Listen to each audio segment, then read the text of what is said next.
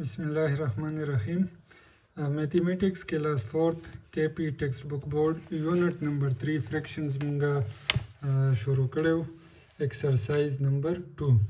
nan ba munga solve ko question number 2 question number 1 munga already solve kar de ka haga navi katale no shata ne lecture ugorai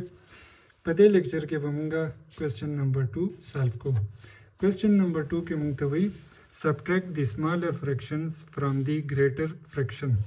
لاندې مونږ له fraction زیره کړ دي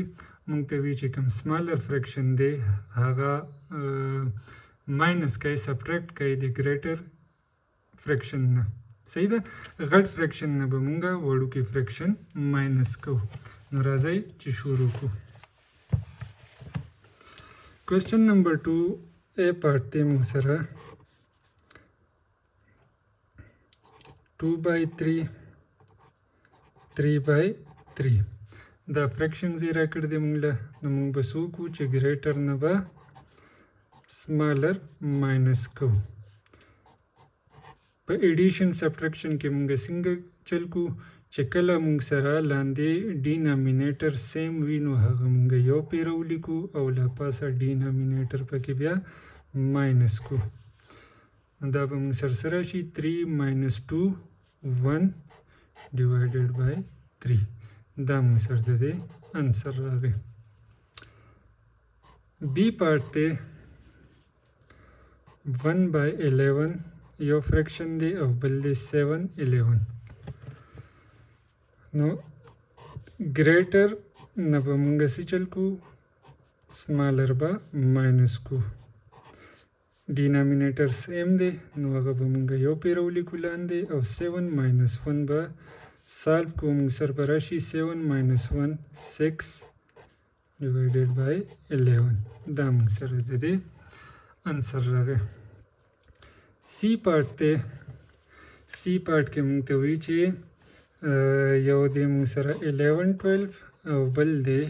7 12 دا دوه fraction زیره کړ دي نو greater نه به مونږ څه چل کو smaller minus کو denominator به common راشي او لا پاسه 11 minus 7 11 minus 7 به مونږ سره شي 4/12 صحیح ده اوس دا نور مزید هم سمپلیفای کیږي 4 هم په 4 تقسیمیږي او 12 هم په 4 تقسیمیږي که مونږ دواړه په 4 تقسیم کو لا پاسه به 1 راشي لاندې به 3 راشي نو مونږ سره به simplest form به د دې سره شي 1/3 D part ته موږ سره 7 21 او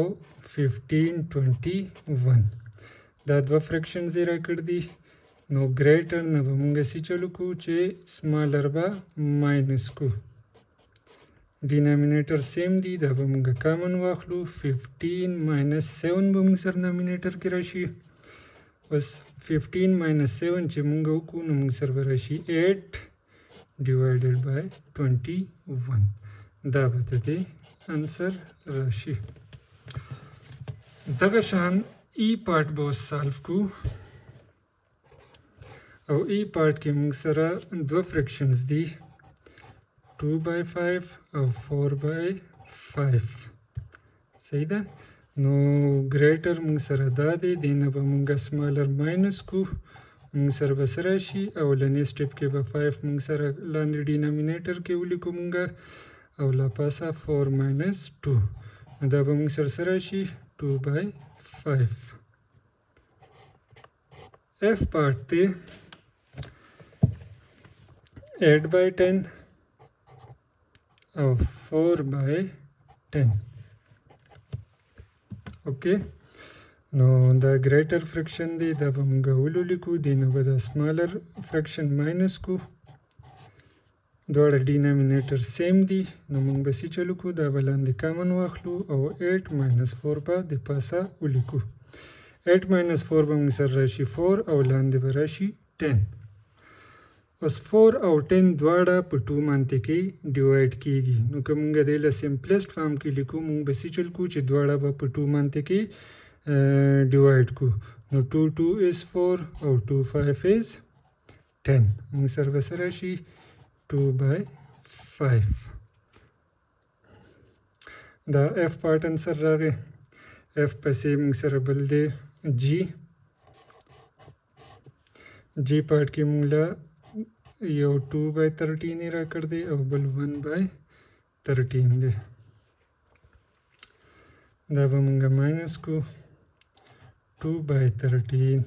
minus 1/13 denominator به کامن ولیکو 2 minus 1 نو موږ سره به څه شي راشي 1/13 لاست پارت دی د دې کوېسچن پارت جی 5 15 او 3 15 موږ به څه وکړو چې ګریټر نه به سمالر ماینس کو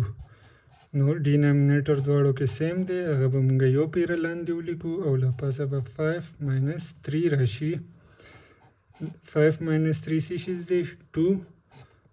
divided by 15 دا موږ سره د دې انسر راغی نو دا و د ایکسرسایز 2 کوېسچن نمبر 2 صحیح ده سمپل ملټیپلیکیشن کولو غټ فریکشن نه سمالر فریکشن ماینس کول وو که څه قسم مسله وي پکې نو کمنټ کې موږ سره شیر کولی شئ او په خپله ویډیو لایک کړئ چینل سبسکرایب کړئ او خپل ملګرو سره او کلاسمیټ سره لازمي زموږ ویډیوګانې او زموږ چینل هغه شیر کړئ نورې کوېسچنې به په بل لیکچر کې سالو کوو نو تر هغې پورې خدا حافظ